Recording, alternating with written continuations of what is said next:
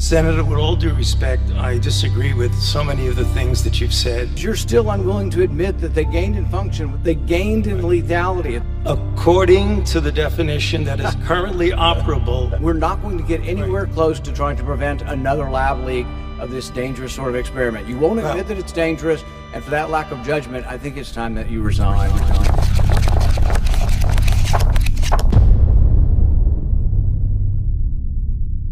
Project Veritas has obtained never-before-seen military documents regarding the origins of COVID-19, gain-of-function research, vaccines, potential treatments which have been suppressed, and the government's effort to conceal all of this. Dr. Anthony Fauci has testified many times before Congress stating that the U.S. government was never involved in gain-of-function research at the Wuhan Institute of Virology. Will you today finally take some responsibility for funding gain-of-function research in Wuhan? Senator, with all due respect, I disagree with so many of the things that you've said. First of all, gain of function is a very nebulous term. But the thing is you're still unwilling to admit that they gained in function when they say they became sicker. They gained in lethality. It's a new virus. That's not gain of function? According to the definition that is currently operable. We're not going to get anywhere close to trying to prevent another lab leak of this dangerous sort of experiment. You won't admit that it's dangerous, and for that lack of judgment, I think it's time that you resign. You have said that I am unwilling to take any responsibility for the current pandemic. I have no responsibility for the current pandemic. That assertion is based on the NIH's definition of gain of function. However, the documents we've obtained refute that. The documents in question stem from a report at the Defense Advanced Research Projects Agency, better known as DARPA, which were hidden in a top-secret share drive. But what is DARPA?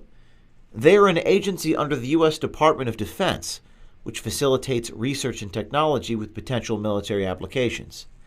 Dr. Stephen Walker was the director of DARPA at the time of the EcoHealth Alliance proposal. A source sent us this video of Dr. Walker talking about research they were exploring related to mRNA technology and its potential application with military personnel in the field. DARPA, about 5 or 6 years ago, we stood up an office called the Biotechnology Office, and the real purpose of that was to understand how biology worked and then build, design, build, and test cycles where you could engineer microorganisms to do things that you want to do. Though the main report regarding the EcoHealth Alliance proposal leaked on the internet a couple of months ago, it has remained unverified until now. Project Veritas has obtained a separate report to the Inspector General of the Department of Defense, written by the U.S. Marine Corps Major Joseph Murphy, a former DARPA fellow. Major Murphy makes claims in his report to the Inspector General that, if true, could be damning to the official narrative that has been played out to the world over the past 2 years. Major Murphy's report states that EcoHealth Alliance approached DARPA in March 2018, seeking funding to conduct gain-of-function research of bat-borne coronaviruses. The proposal was named Project Diffuse. DARPA rejected the proposal because the work was too dangerous and could violate the gain-of-function moratorium, despite EcoHealth's position that it would not. According to the documents, the NIAID, under the direction of Dr. Fauci, did not reject the proposal. They went ahead with the research at Wuhan and several sites across the U.S. Dr. Fauci has repeatedly maintained his position, under oath, that the NIH and NIAID have not been involved in gain-of-function research with the EcoHealth Alliance program. This appears to be contradictory to Major Murphy's analysis and the rejection from the Biological Technologies Office at DARPA. Major Murphy's report goes on to detail great concern over the COVID-19 gain-of-function program, the concealment of documents, the suppression of potential curatives like ivermectin and hydroxychloroquine, and the mRNA vaccines. To be clear, Major Murphy is not the source of our reporting. As far as we're aware, he has done nothing that violates his oath of service to our country. We were able to track him down, and though he couldn't go into detail about the hidden documents, he did offer this heartfelt statement. I offer no comment on the investigation or internal Marine Corps deliberations. I offer a brief comment to those that desire answers and to those that withhold them.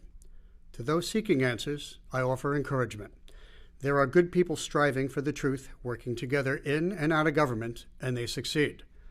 To those that withhold, I pray for you. Find the moral courage to come forward. Don't let a lie be our legacy to posterity. People will forgive. A commitment to truth is in the heart of this nation. Semper Fi. Project Veritas reached out to DARPA for comment regarding the hidden documents and spoke with the Chief of Communications, Jared Adams. Doesn't sound normal to me. No, like I said, if something resides in a classified setting, then it should be appropriately marked. I'm not at all familiar with unmarked documents that reside in a classified space. No, that, like I said, that doesn't sound like. I mean, it's not good practice to put unmarked materials in, in a classified space. But there may be cause to, because something is determined to be classified, but it wasn't originally marked appropriately. I'd be happy, Robert, honestly, to investigate and talk to the people who would own this document within the agency, ideally the director of our biological technologies office or the deputy director of that office, and try to ascertain why it was the case. So here's the question. If the Department of Defense, the same people who make our nuclear arsenal, felt this research was too dangerous to proceed with, why in the world did the NIH, NIAID, and EcoHealth Alliance recklessly disregard the risks involved? Did they purposefully change the definition of gain of function in order to bypass the moratorium? Further, who at DARPA made the decision to bury the original report that could have raised red flags to the Pentagon, the White House, or Congress, which may have prevented this entire pandemic that has led to the deaths of 5.4 million people worldwide and caused much pain and suffering to many millions more?